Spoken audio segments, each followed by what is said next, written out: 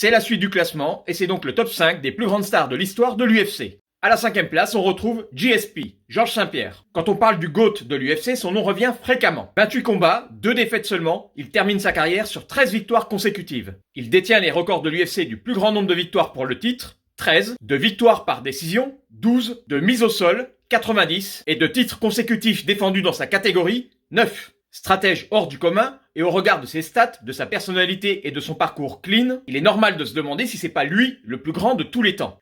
Il y a encore 4 personnes devant lui. À la 4e place, on a le Brésilien Anderson Silva. Même s'il a gâché son bilan avec une fin de carrière compliquée, l'araignée reste un des phénomènes de ce sport. 46 combats, 34 victoires, 11 défaites et un no contest. Au-delà du bilan, c'est sa manière très spectaculaire de combattre qui a marqué les esprits. Avec une série de 16 victoires de rang, Anderson Silva à son prime était imprenable. Il a grandement participé à l'explosion de la popularité de l'UFC au Brésil, pays où le combat libre est une institution. À la 3e place, on retrouve Ronda Rousey. C'est la seule femme de la liste et elle mérite sa place. C'est un symbole à elle seule. C'est simple, sans Ronda, la place des femmes à l'UFC ne serait pas la même. Maintenant, elles sont placées dans les main events et sur les mêmes grilles de rémunération que les hommes, ce qui est très rare dans le sport de haut niveau. Elle fait le premier combat féminin de l'histoire de l'organisation en février 2013 contre Liz Carmouche. Elle enchaînera 6 défenses de titre, un record. 12 victoires de suite, toutes par soumission ou KO. Bref, une vraie guerrière et une grande star courtisée par Hollywood. Elle arrête le MMA et poursuit sa carrière dans le catch. C'est la première combattante championne à la fois à l'UFC et à la WWE. Elle a changé la face du MMA. À la 2e place, on retrouve Jon Jones. Sur le plan sportif, que veux-tu dire? C'est un monstre. Plus jeune champion du monde à l'UFC à 23 ans, champion du monde dans 2 catégories différentes, lourd et lourd léger, 27 victoires et une disqualification controversée alors que son adversaire était en PLS, on a rarement vu quelqu'un dominer autant son sport.